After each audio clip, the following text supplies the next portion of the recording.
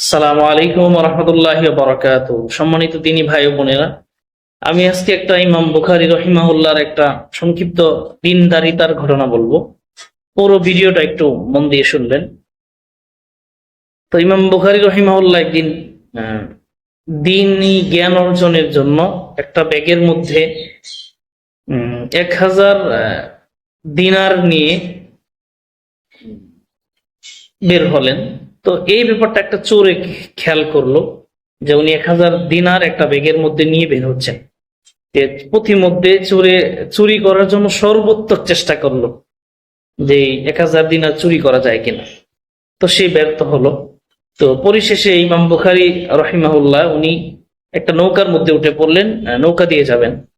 তো চোর বুদ্ধি করে ওই নৌকার মধ্যে উঠে পড়লো। এখন নেওয়ার চুরি করার কোনো পথ নেই।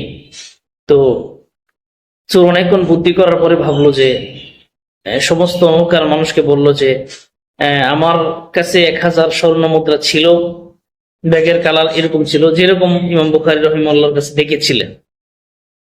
দেখেছিল যেরকম ওরকম বর্ণনা দিল। এখন ইমাম বুখারী রহিমাহুল্লাহ ভাবলেন যে যে সে তো আমার ব্যাগের কালার 1000 দিনার আমার কাছে আছে, সব জানে। তো এখন কি করব? তো চোর একজন একজন কে চেক করতে শুরু করলো, যে এখন মানুষকে বোঝালো যে কারো কারো না কারো কাছে আছে এই দিনারটা, আপনারা একটু চেক দেন। চোরে বললো। তো নৌকার মাঝি যারা আছে তারা চেক দেওয়া শুরু করলো। এখন ইমাম বুখারী রহিমাহুল্লাহ মনে মনে বললেন যে চোর যেই বর্ণনা দিয়েছে মানে এটা হচ্ছে আমার কাছেই তো আছে এটা। এখন যদি আমি ধরা পড়ি তাহলে আমার কথা কেউ স্বীকার করবে না।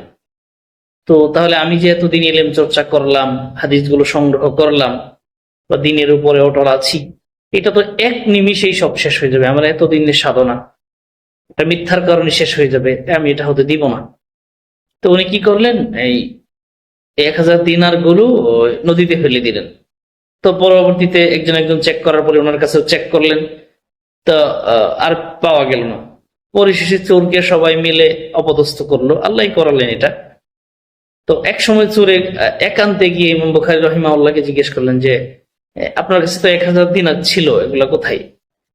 তো ইমাম বুখারী রহিমাহুল্লাহ বললেন যে আমি জানি তুমি এটা নেওয়ার জন্য অনেক চেষ্টা করেছো, কিন্তু আমি এগুলো পানিতে ফেলে দিয়েছি।